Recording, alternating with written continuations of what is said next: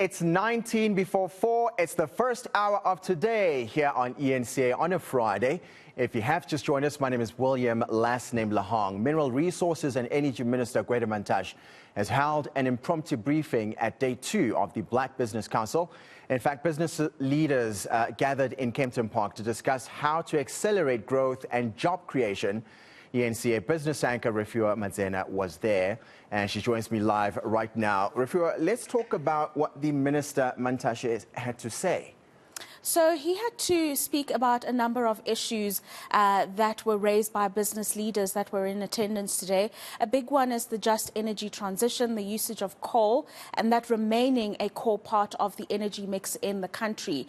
So in the first instance, he mentioned that you've got companies operating in South Africa that are doing extremely well and are reinvesting their profits into the coal industry in South Africa. He mentioned the likes of Thungela Resources. He mentioned Seriti Resources, which are some of the country's biggest mining companies. So he said that it's important to note their importance in the economic growth of South Africa, and that in fact an Africa Export Fund needs to be established so that emerging miners looking to get into the coal space will have the opportunity just as these big giants have had. But this is what he had to say about that particular component, William.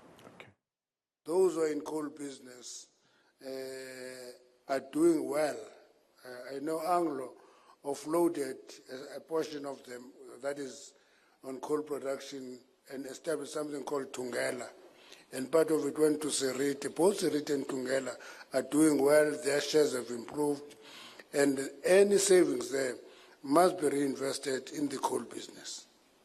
In addition to that, the Africa Export Bank is establishing an energy section which will actually focus on funding fossil fuels that are in Africa. Because Africa is a continent, it is rich in fossil fuel. We're told not to touch them, but everybody else wants to touch it. So those are the two sources. Other money must come from you as business people. I imagine, Rofhiwa, there was a lot of conversations just amongst the people who were there at the summit. But one of the biggest conversations at the moment, certainly across the continent, is the renewed appetite for exploration. What does that picture look like at the moment? It's an interesting picture, William, because you have seen that while exploration is something that could grow South Africa's economy, is an important part of that growth, it's getting a lot of pushback from certain groups of rights activists or environmental activists. And you would have seen there have been a number of court cases over the last year or so where shale gas exploration activities have been put on hold. Yes. Because they say it will have an impact on the environment. What the minister is communicating here has said, well, don't put things that could grow the country's economy on hold or grow surrounding communities.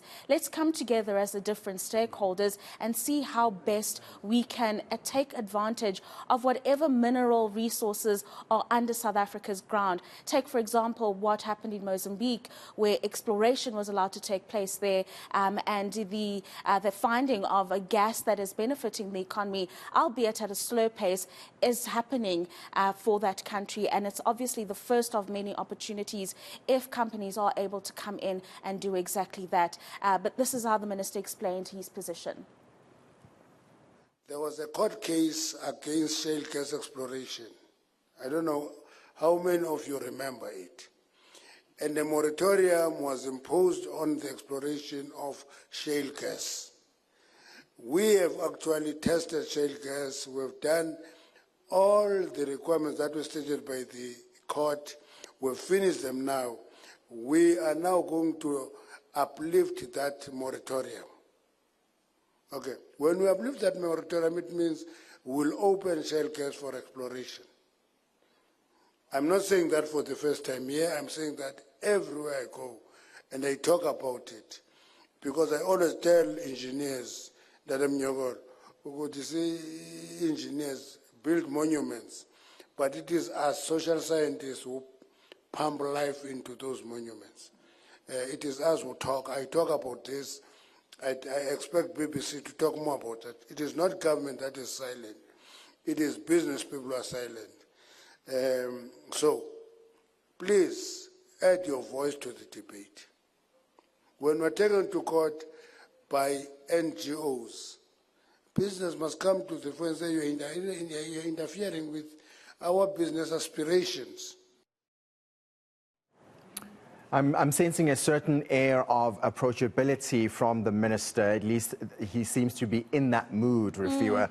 You were there. You can tell me better. What did he have to say about the biggest buzzwords at the moment, the just energy transition? He did seem as though he was in a good mood today, William. In fact, I actually said that to him when we were having our conversation afterwards, that you seem like you're having a good Friday, Minister. He says, I have a good day every day. But anyway, the just energy transition, and that is a huge sore point for the department, because there is this notion that it only encompasses decarbonisation. And the minister says, at the risk of energy poverty, which essentially means the lack of access to energy by a certain community, we can't just look at decarbonisation on its own. There are a number of energy mixes that exist at the moment, and we need to figure out a way to incorporate all of them together as opposed to excluding others and introducing others. Here would be an example of excluding coal completely and then bringing in things like solar, hydrogen, and other alternative forms of energy.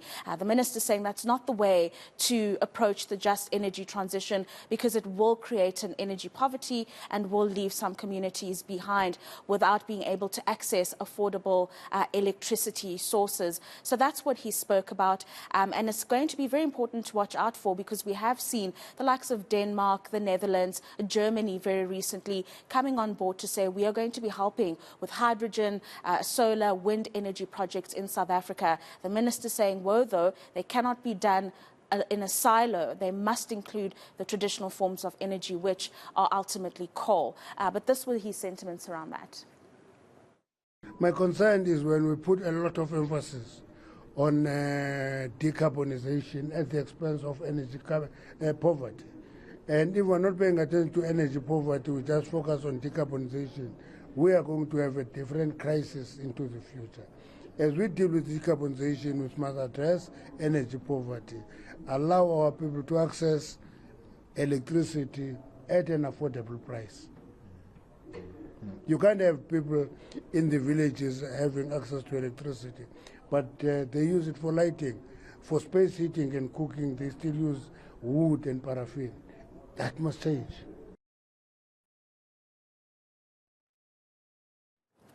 Now, a big thank you to our business anchor, Rofhiwa Madzena. You can catch her later on right here